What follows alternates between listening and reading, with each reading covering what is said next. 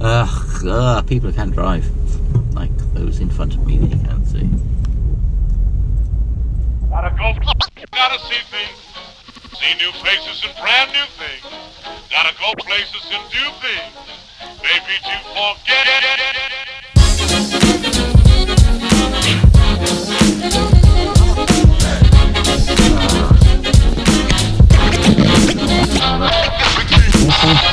We don't care.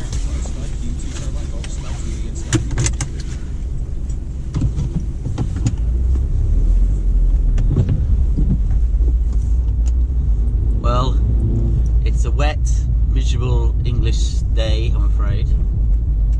Very miserly, drizzly. I don't know what I thought I'd do just for a change. Is review this car I'm driving. It's a hire car. I've been driving it now for about a week. I've had a couple of days where I've driven 8 hours in a day. And let me tell you about the car. The car is a Fiat 500 1.2 lounge version. So 1200cc engine. So that doesn't sound too promising to start with, let's be honest. The interior is perfect for 2 people. If you've got 2 small children, they could fit in the back, but you wouldn't want to put any adults in there for a long journey, that's for sure. But as a small family car, or as a car if you like you just for yourself or your missus, perfect. This is, you know, forget the bloated, fat, ugly, overpriced piece of shit that is the German version of the Mini. This is what a Mini should be. I love this little car. Secondly, it handles and rides and goes like a much bigger engine car of olden days. You know, this is more like when I was growing up, like a 1600cc engine. This 1200. I mean, it's significantly smoother than those as well. Fuel-wise, it's ridiculous. It doesn't seem to want to burn fuel at all. It's probably in the high 40s, I should imagine, 40 miles per gallon plus. Speed wise, you know, for just sitting on the motorway, you can easily cruise along the motorway at over 5 miles an hour. Obviously 70 miles an hour is the speed limit, and that's what you would drive at, but it could easily cruise at 85 miles an hour and it would be quiet and remarkably stable, remarkably comfortable, really comfortable. This seat is a beauty. The driving position is fabulous. The gear lever falls just to your hand, and the gearbox and the clutch action is just so smooth. Absolutely beautiful. I'm gushing about this car. This is, I'm really not ashamed to say, this is one of my all-time favourite cars to drive. I am having so much fun in this. This car is so nippy, so flickable, and this little engine is not a slouch. This little engine really goes. I would love to drive one of the like super spammed up R-Bath versions of this car. I should imagine they are a one hell of a hoot. Cruising along, I mean, as I said, it's smooth, it's quiet, it's comfortable. The interior is simple, but it's smart, it's cool looking. The dials are very simple, but it's got all the information you need. It's got a lot of things on here actually I haven't even bothered to play with. I believe it's got cruise control and stuff, but I've never actually sussed out how to set them up yet, so we won't bother with that. Boot wise, I mean, I think you can fold the back seats down, so that, you know, in that respect, if you just take it as a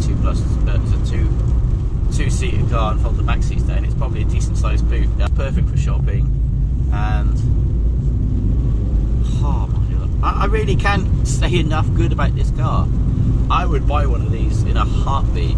I absolutely love it. And as I said, I wouldn't buy it as a family car, obviously. I don't think it's a family car. But if it's just 1 or 2 of you, or if you're one of those people just, you know, is using a car for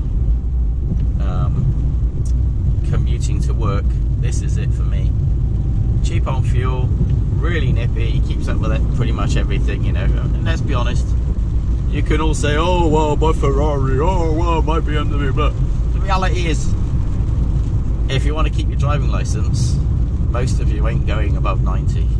This car might not keep up with you on acceleration if you're driving a 2, 3, 4 litre, whatever, but it keeps up with most traffic, and it's a lot more fun than a lot of these completely cosseted heaps of junk that are out there nowadays.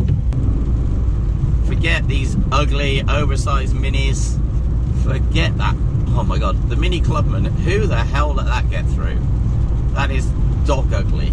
Thank you very much.